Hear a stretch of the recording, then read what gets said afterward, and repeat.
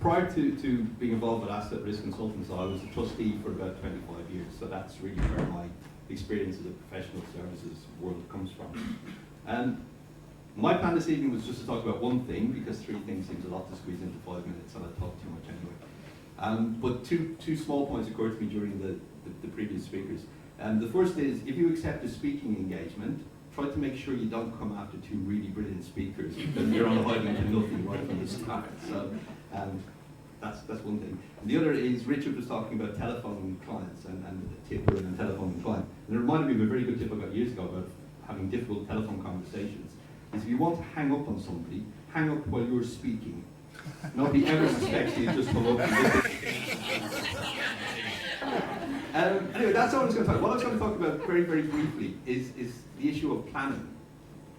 You will be inundated throughout your whole professional career with all sorts of people telling you about the importance of planning. You must always have a plan. If you don't plan, everything will go wrong. If you fail to plan, you're planning to fail, and all these terribly trite things. And there's a certain amount of truth in all of that. But there is a flip side, and I want to just talk briefly about the flip side. And the flip side is not being a slave to planning. We go back to, there was a very famous German general in the First World War who wrote that all plans fail on first contact with the enemy. And there is an element of truth in that. No matter how carefully you plan something, it's probably not going to go the way you think. So I'm going to tell you very, very quickly a story, and it's about a plan of mine, and it dates back all the way to Saturday just gone. And the plan was a really simple one. The plan was to fly from Milan to Heathrow, take a car from Heathrow to Gatwick North Terminal, and fly from Gatwick North Terminal to Jersey. There's not too many elements to the plan. It's very simple, and it's one that I've executed on before. Except when I landed in Heathrow, I had a call from the driver to say he was still at Gatwick North Terminal, which they had just evacuated. The whole area was gridlocked and there were no planes flying. So what do you want to do? So I thought, well, that plan's not going to work anymore. And so the next plan I thought was, I'll go to Southampton. I can fly from Southampton to Jersey, and I was with somebody who was traveling down to Southampton in a car. So that seemed like a good idea, except when I checked online, I couldn't get on a flight out of Southampton for Jersey. So that plan wasn't going to work.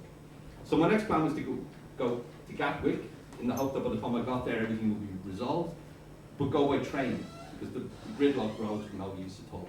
So I could get the Gatwick Express, go into town, get the Gatwick Express, get the Gatwick, and we'd go back on track. Except when I got to Victoria, I found that the Gatwick Express wasn't running last weekend. So that plan failed.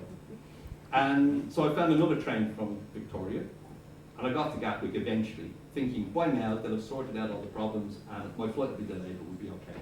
But they hadn't. Gatwick North Terminal was still closed, and those of you who might know Gatwick, you come in on a train into the South Terminal, and then there's a monorail that takes you to the North Terminal. Well, that was cordoned off by armed police and uniformed people with very big guns. And waiting to cross this barrier when they eventually opened it was about 2,000 people that looked like they'd come straight from the refugee camps on the north of France. It was horrendous. It was just a sea of people and nobody knew what was going on, mass confusion. So I then thought, these plans are not going to plan. Anyway, I then thought, well, I can get to Guernsey, because they fly to Guernsey from the South Terminal. So to accelerate to the end of the story, I found a flight from the South Terminal to Guernsey and an inter-island flight back to Jersey, and I arrived in Jersey 2 hours behind schedule, which I didn't think was too bad given the day that I've had. Now, I'm not telling you all of this to display what an intrepid traveller I am, but if you want to take a moment to show that appreciation, that's fine. But the reality is, it's to talk about planning, the futility of relying on a plan and not having a backup, or not thinking about how to think on your feet, or not working out what other options you might have. So whenever you're faced with making plans, whether it's a plan for your whole career, or it's a plan for the next assignment with a client, or it's a plan for coming out this evening and seeing who you might meet or who you might not meet, have some idea of a plan, have an outline of a plan. Don't just go blindly out into the world. But be aware that whatever you've planned will probably get screwed up almost as soon as you start trying to implement it. And at that point, you'll discover whether you're actually any good at what you do or not. And I think you probably all are. So that's all I want to say. It's very simple. Plan by all means, but don't be a slave to the plan. Okay, thank you very much.